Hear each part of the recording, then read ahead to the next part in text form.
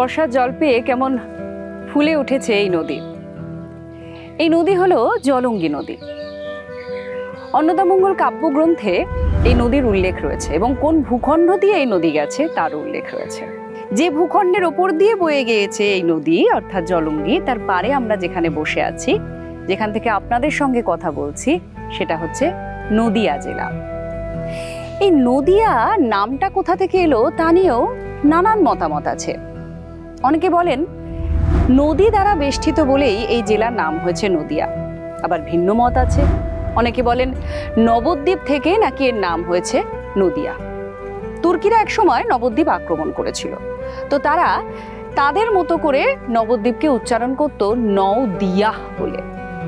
ধীরে ধীরে সেটাই নদিয়াতে রূপান্তরিত হয়।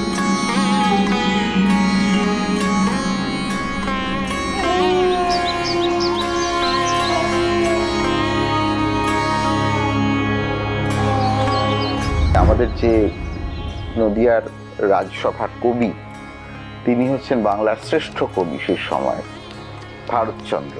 তিনি বলেছেন উত্তরে মুর্শিদাবাদ আর দক্ষিণে সাগর, এদিকে ভাগীরথী খাত, ওদিকে বুড়িগঙ্গা বাংলাদেশে। তাহলে এই বিরাট ৮৪ পরগনা মানে জুড়ে হচ্ছে নদিয়া রাজ্য।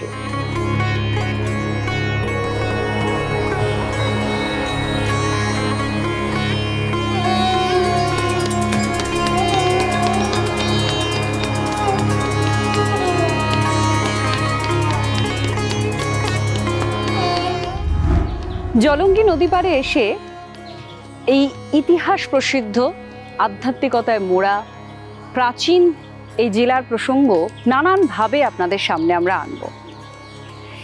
এই নদিয়া জেলার ৩টে খুব বিখ্যাত শহর আছে। একাধিক শহরের মধ্যে এই ৩টে আবার জগৎজোড়া, যার মধ্যে অবশ্যই নবদ্বীপ পড়ে। আর তার সঙ্গে সঙ্গে আছে কৃষ্ণনগর আর শান্তিপুর।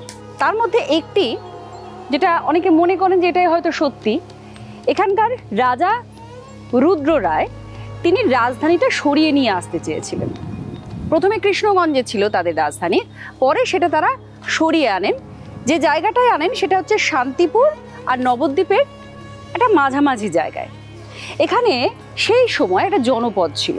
এই জনপদটার নাম ছিল রেউই জনপদ। সেই জনপদের একটা বিশেষত্ব ছিল। বিশেষত্ব কি না, এখানে যারা ছিলেন প্রত্যেকে কৃষ্ণের উপাসক ছিলেন, কৃষ্ণ পুজো হতো। আর সেখান থেকেই রুদ্র রায় তিনি ওই জনপদের নাম দিলেন কৃষ্ণনগর, যা হলো পরে রাজধানী। নদিয়ার বিখ্যাত পুজোগুলোর মধ্যে মহারাজা কৃষ্ণচন্দ্রের পুজোর নাম না করলেই নয়। প্রতি বছর কৃষ্ণনগর রাজবাড়িতে শুধু এই পুজো দেখতেই ভিড় জমান কাতারে কাতারে মানুষ। নদিয়া রাজপরিবারের যে প্রধান পুরুষ ভবানন্দ, এই ভবানন্দ ১৬০৬ খ্রিস্টাব্দে সিংহাসনে বসেন এবং তিনি দুর্গাপুজোর প্রবর্তন করেন, মানে দুর্গাপুজো চালু করেন। এরপরে আমরা আসছি ১৬৭৬ সাল। এই ১৬৭৬ সালে রুদ্র রায়ের আমলে যখন কৃষ্ণনগর বা রেউই গ্রাম থেকে কৃষ্ণনগর হয়ে উঠেছে, সেই সময় এখানে নাট মন্দিরে দুর্গাপুজো শুরু হয়। এবং কৃষ্ণচন্দ্রের যেটা কন্ট্রিবিউশন সেটা হচ্ছে এতদিন দুর্গাপুজো হতো একটা গৃহাভ্যন্তরে, একেবারে রাজা রাজরা বা জমিদারদের বাড়ির ভেতরে। কিন্তু এই আমল থেকে কৃষ্ণচন্দ্র সিংহাসনে বসলেন ১৭২৮ সাল। তারপর ১৭৪০, ৪৫, ৫০ এই সময়টা মানে পলাশীর যুদ্ধের আগে তিনি একটি বিরাট নাট মন্দির তৈরি করেন এবং সেখানে দুর্গাপুজো শুরু হয়। চারিদিকে গান বাজনা, শরতের ওই নির্মল আকাশ, সব মিলিয়ে দুর্গাপুজোটা যে একটা বিরাট মাত্রা পেল ওই নদিয়া থেকে, সেটাই পরবর্তীকালে কলকাতায় চলে গেল। কৃষ্ণনগর মানে রাজা কৃষ্ণচন্দ্র, যার তৈরি এই রাজপ্রাসাদ আজও সদম্ভে সগর্বে দাঁড়িয়ে রয়েছে। এখানে দুর্গাপুজো প্রায় ৪০০ বছর ধরে হয়ে আসছে। মা দুর্গা এখানে রাজরাজেশ্বরী হিসেবেই পূজিতা হন।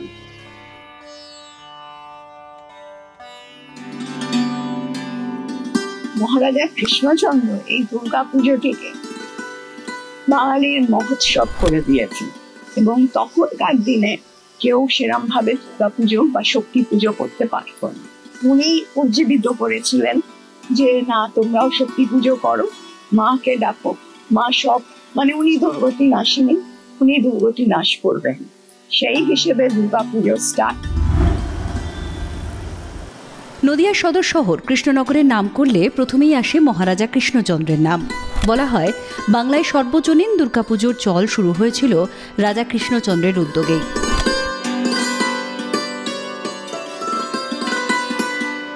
আর সেখানে দুর্গাপুজোও হয় সাবেকি নিয়ম মেনে। পুজোর বয়স অনেক দিন আগে, 400 বছর পেরিয়েছে।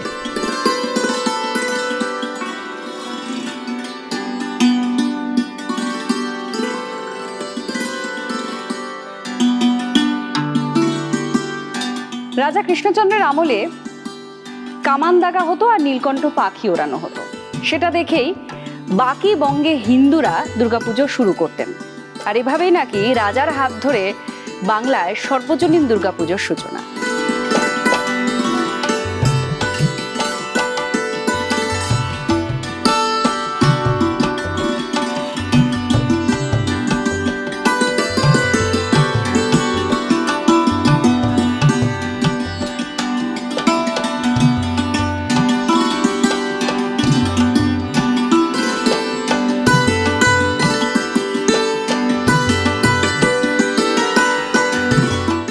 মাকে আমরা কেন ডাকছি?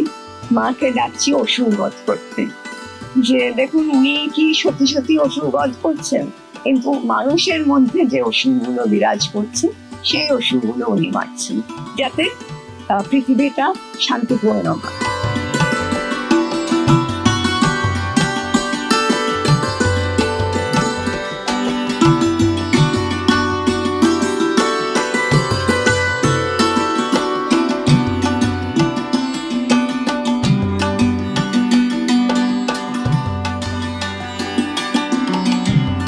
প্রাচীন এই বাড়ির পুজোয় বেশ কিছু রীতি আছে, যার মধ্যে বিশেষভাবে উল্লেখযোগ্য হোমকুণ্ড, যা একেবারে মহালয়া থেকে শুরু হয়। মহালয়া বোধন হয়, তারপর এই হোমকুণ্ড জ্বলতে থাকে আর জলে একেবারে নবমী পর্যন্ত।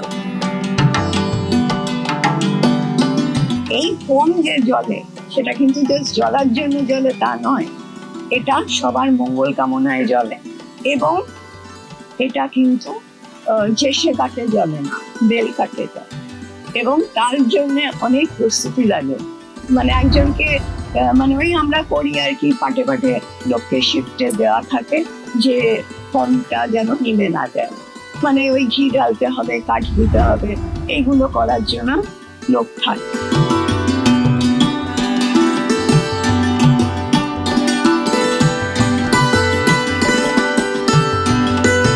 রাজবাড়ি বলে কথা, রাজরাজেশ্বরীকে তাই নিবেদন করা হয় যে ভোগ, সেখানে থাকে এলাহি আয়োজন। প্রতিপদেই অন্নভোগ দেওয়া হয়, সেখানে খিচুড়ি থাকে, পোলাও থাকে, হরেক রকমের মিষ্টান্ন থাকে, পায়েস, চাটনি, মিষ্টি, আর তার সঙ্গে সঙ্গে জেলাবাড়ি যে সমস্ত মিষ্টিগুলো খুব বিখ্যাত, সেগুলোও মাকে দেওয়া হয়।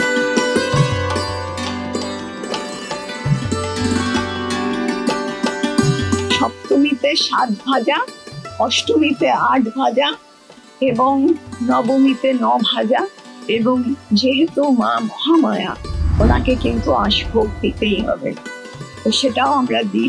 এবং দেখুন, তখনকার দিনে রান্না এখনকার দিনে রান্না তো মিলবে না, সে লোকও নেই আর সেই সব ইনগ্রিডিয়েন্টস নেই। তো আমাদের যেটা সম্ভব, আমরা যেগুলো মনে করি যে মানে শ্রেষ্ঠ জিনিস, সেইগুলোই আমরা দিই।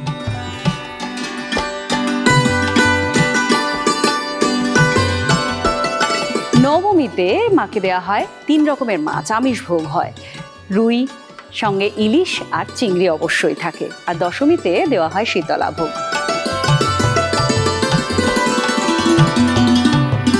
নবমীর দিন কিন্তু মায়ের মুখটা করুণ হতে শুরু করে, কারণ মা, আমি বুঝতে পারি মা কিন্তু এনজয় করেন এখানে এসে, কারণ দেখুন অনেক বাড়িতে পুজো বন্ধ হয়ে গেছে, কিন্তু এখানে একটা এত বছর ধরে ফ্যামিলি চলছে, সেখানে আপস ডাউনস তো থাকবে, তো কিছু সময় হয়তো খারাপ গেছে, কিছু সময় ভালো গেছে, কিন্তু মা তো আসা বন্ধ করেননি।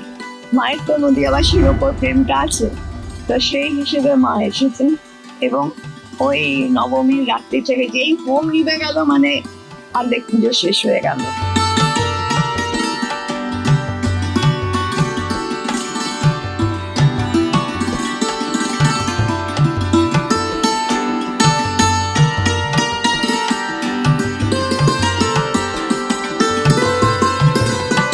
শিরোঝালা আপনি জানেন এবারই কোথা ছিল না, সেটা আমার ইচ্ছে হয়েছিল, এটা বোধহয় মাই করিয়েছে, মায়ের ইচ্ছে হয়েছিল, আমার হাত ধরে সেটা হয়েছে।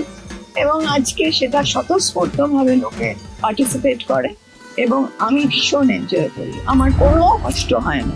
সবাই বলে নিশ্চয়ই খুব কষ্ট হয়, মানে আমি একা 25,000 30,000 লোক, কিন্তু আমার কোনো কষ্ট হয় না।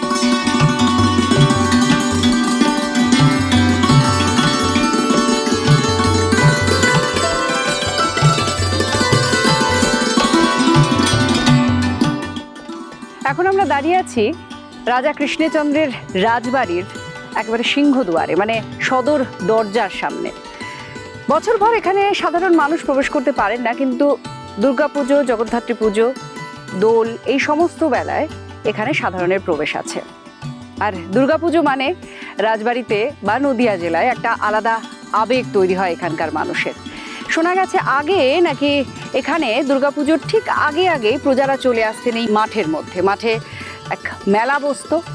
এত বিশাল আয়োজন একটু কমেছে এখন, কিন্তু নদিয়া জেলার মানুষের কাছে আজও সেই আবেগের টান একই রকম।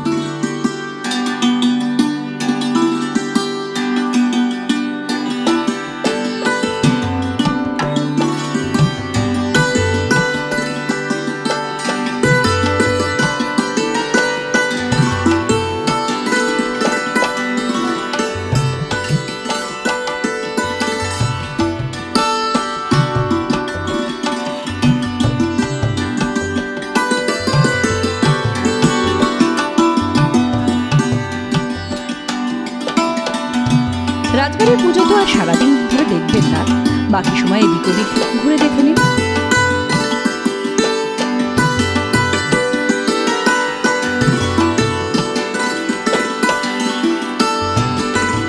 দেখে আসুন চাঁদ কাজীর সমাধি। কৃষ্ণনগর থেকে আনুমানিক 25 কিলোমিটার দূরে বামনপুকুরে অবস্থিত এই স্থানটি বেশ বিখ্যাত।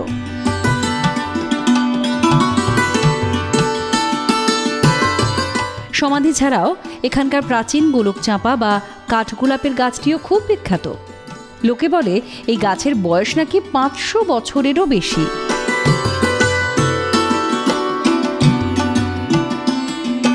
প্রাচীন এই গাছের নিচে মোমবাতি, প্রদীপ জ্বালিয়ে গাছকে পরিক্রমণ করে স্থানীয়রা একে সম্মানও দেন।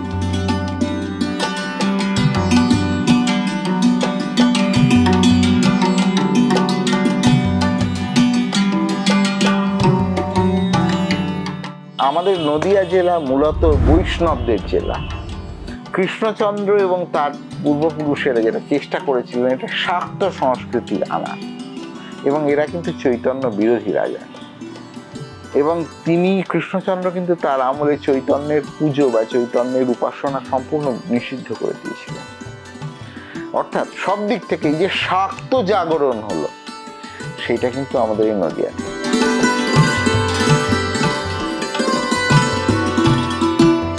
ভক্তচাঁদ কাজীর সমাধিস্থল থেকে উত্তর পশ্চিম দিকে আছে বল্লাল ঢিপি।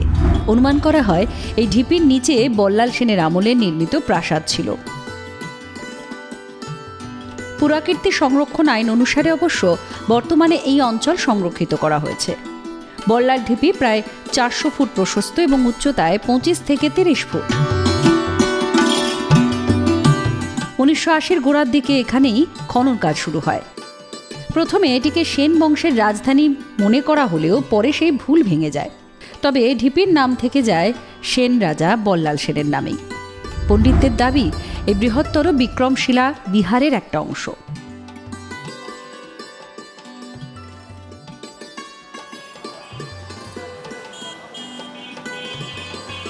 কৃষ্ণনগর থেকে গাড়িতে 1 ঘন্টা গেলেই পাবেন রানাঘাটের হিজুলি বন।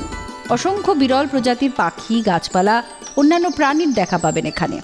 একটু অ্যাডভেঞ্চার চাইলে নদিয়া জেলায় জাতীয় সড়ক 34-এর পাশে 1980 সালে প্রতিষ্ঠিত বেথুয়া ডহরি বন্যপ্রাণী অভয়ারণ্য থেকে ঘুরেই আসতে পারেন। কৃষ্ণনগর থেকে দূরত্ব মাত্র 22 কিলোমিটার। শিয়াল, হরিণ, হনুমান, বনবিড়াল, অজগর, কোকিল, টিয়া এরকম নানা ধরনের পশু পাখি পাবেন এখানে। আর পাবেন নানা ধরনের গাছগাছালি আর ঘড়িয়াল।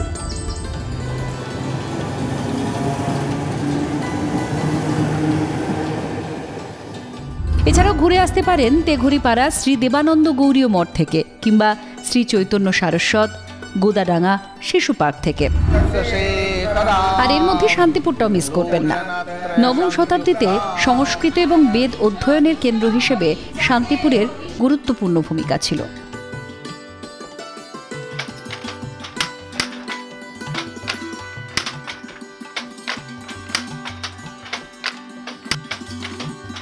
আর বর্তমানে এলাকাটি বিখ্যাত ঐতিহ্যবাহী হাতে বোনা শাড়ি, যেমন শান্তিপুরি, টাঙ্গাইল কিংবা জামদানির জন্য। এখানে তাঁতের শাড়ির দামও বেশ সস্তা।